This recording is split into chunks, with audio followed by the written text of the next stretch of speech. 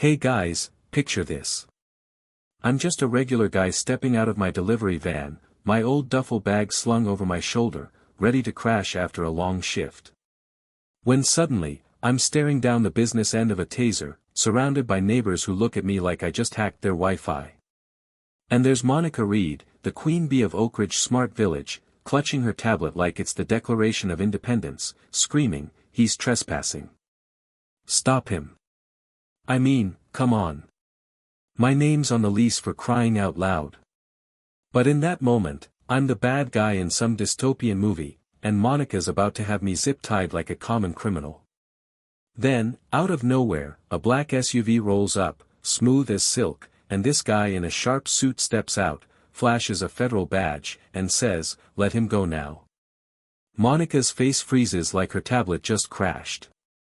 And I'm standing there, heart pounding, wondering how my life turned into a tech thriller overnight. My name's Ethan Brooks, and until about 30 seconds ago, I was just a warehouse worker scraping by in the heart of Silicon Valley's fanciest experiment in living, Oakridge Smart Village. This place isn't your average apartment complex. It's like if Elon Musk and a Silicon Valley startup had a baby and decided it should be a neighborhood. Everything's run by this app called Village Sync. Blockchain meets your HOA on steroids. Every decision, from what time the sprinklers run to whether your dog's bark is too loud, gets voted on through this app with digital tokens and smart contracts, supposedly making it all fair and transparent. Sounds cool, right? The future of community living, they said, where tech wipes out human bias and corruption. Except nobody told us the system could be twisted by someone with the right access and a complete lack of morals. That someone was Monica Reed. I'd been living in Oakridge for 2 years, 4 months, and 12 days. Not that I'm obsessive, but I've got this thing where I remember everything.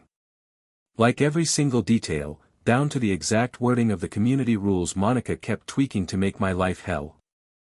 I'm talking about stuff like speed limits in the parking lot so strict you'd get fined for rolling through at 6 miles an hour, or dress codes for the lobby that basically screamed no blue-collar vibes allowed. See, I'm not your typical Oakridge resident. Most folks here have PhDs, startup equity, or at least a couple of patents to their name. Me, I move boxes for a living. And Monica, the head of legal affairs, never let me forget I didn't belong. She'd throw around words like compliance and standards, the way most people say hi.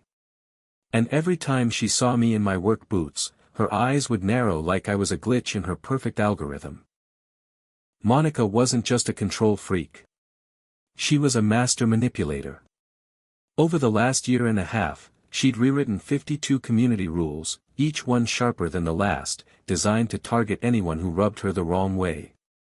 Like Mrs. Carter in 3B, who got fined for excessive noise because her kid played the recorder at 7 p.m. Or Raj from the 5th floor, who got hit with a vehicle violation for parking his delivery scooter in the wrong spot. The rest of the residents didn't care. They'd just swipe yes on Village Sync, trusting the app to keep things fair. What they didn't see was Monica gaming the system, creating fake accounts to pad votes, making it look like the community was all in on her power trip. I noticed, though.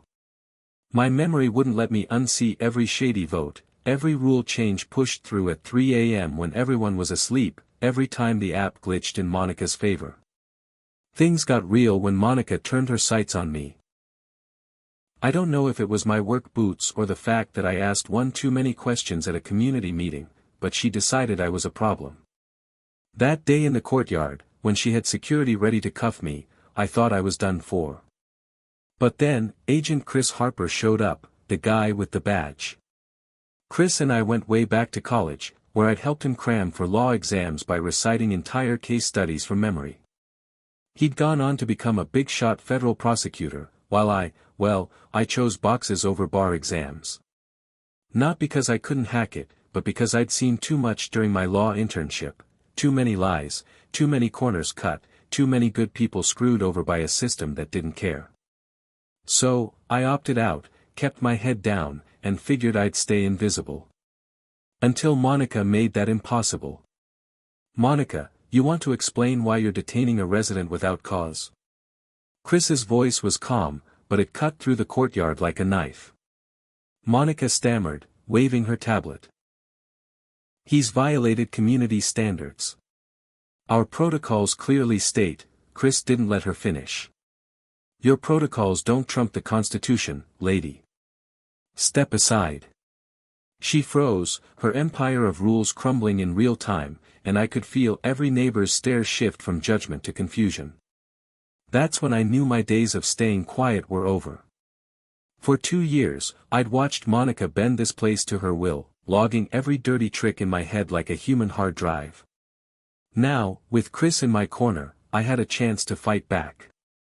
That night, locked in my apartment, because, yeah, Monica had the nerve to disable my keycard, I started piecing it all together. My smart glass windows, which usually showed a fake lake view, were now flashing a public notice: resident Ethan Brooks under investigation for noncompliance. Classy, right? She'd cut my internet, cranked the heat to sauna levels, and turned my home into a digital cage. But here's the thing, every move she made was being recorded by the same smart systems she was using to screw me over. I pulled out my old tablet, switched to cellular data, and started documenting everything: timestamps, system logs, screenshots of her fake notices. My memory kicked into overdrive, replaying every shady thing she'd done: the 347 votes that magically appeared in a community of 200 people, the emergency maintenance fees that funneled $1.5 million into her secret crypto wallets, the surveillance overrides that let her spy on anyone who questioned her. Monica's masterpiece was this deepfake video that hit Village Sync the next morning. It was me, clear as day, threatening old Mrs. Larson in the lobby. My voice, perfect. My nervous tick, spot on. "Stay out of my way, or you'll regret it," the fake me growled. Within hours, my neighbors, people who'd barely nodded at me for 2 years, were blowing up my phone, calling me unhinged, a danger to the community. Monica had been recording me for months, feeding my every move into an AI to build this perfect lie. But she missed one thing. My memory doesn't just store words. It catches details nobody else would. The video's timestamp showed 2 p.m., but the lobby lights were set to evening mode. My jacket had a tear that didn't exist until a month later. And the watch on my wrist? Lost it 6 months ago. Sloppy, Monica. Real sloppy. I didn't fight the deepfake head-on, that would have been too technical for my neighbors to care. Instead, I went bigger. I sent an encrypted file to the FBI's cybercrime unit, laying out everything: the rigged votes, the stolen crypto, the surveillance abuse, all backed by my memory and cross-referenced with blockchain records. I wasn't just some victim begging for help. I was a witness with a law degree and a brain that didn't miss a thing. 3 hours later, I got a reply: evidence received. Investigation active. Stay put, As Monica's fake vote to kick me out of Oakridge climbed to 89% approval, I sat in my sweltering apartment, grinning like a kid who'd just pulled off the ultimate prank. She thought she was winning, but she just handed the feds a slam dunk case. Here's where it gets wild. Monica didn't stop at framing me. She tried to pin the whole operation on Tyler Grant, our head of security, a former Navy SEAL who thought he was protecting a cutting-edge community, not guarding a criminal empire. Tyler caught on when he noticed his payroll account was being skimmed, tiny amounts hidden in transaction fees. He cornered me in the stairwell, one of the few places Monica's cameras didn't reach, and laid it out. "She's robbing everyone, Ethan," he said, his voice low like he was planning a mission. "Not just the community fund, personal accounts, too. I've got proof of 72 residents getting fleeced." His evidence matched mine perfectly, and together, we had enough to bury Monica for good. The feds moved fast. While Monica hired some shady reputation manager to scrub her digital tracks, they were already watching her every move. She planned to take me and Tyler out with accidental electrical fires in our apartments, smart building tech turned murder weapon. But the FBI was one step ahead, recording her every keystroke. When she tried to flee during her trial, thinking she could outrun justice in a service tunnel, federal marshals nabbed her like it was a scene from a blockbuster. The look on her face, pure panic, when they cuffed her. They used this VR courtroom setup, like we were in a sci-fi movie, with holograms showing every crypto transaction Monica had rigged. I took the stand, reciting her code comments word for word, asterisk function override underscore vote, multiply tokens by 2.1 for admin control. Keep it subtle. Monica wants deniability. Asterisk her lawyers tried to paint me as a nutcase, saying my memory was too perfect to be real, but the feds had cyber analysts backing me up in real time. Lauren, Monica's assistant, turned state's evidence, spilling details about a network of fraud stretching across 9 states, all using the same playbook, fake votes, shell wallets, and communities too trusting of their apps to notice. The jury took 52 minutes to convict Monica on 28 charges, wire fraud, attempted murder, you name it. As the judge read the verdict, her hands shook, but her face stayed blank, like she still thought she could code her way out of prison. 8 months later, Oakridge was reborn as Haven Cooperative. The tech's still there, but it's open source now, auditable by anyone with a laptop. The feds recovered $19 million in stolen crypto, and I turned down a cushy FBI gig to start the Digital Justice Project with Tyler.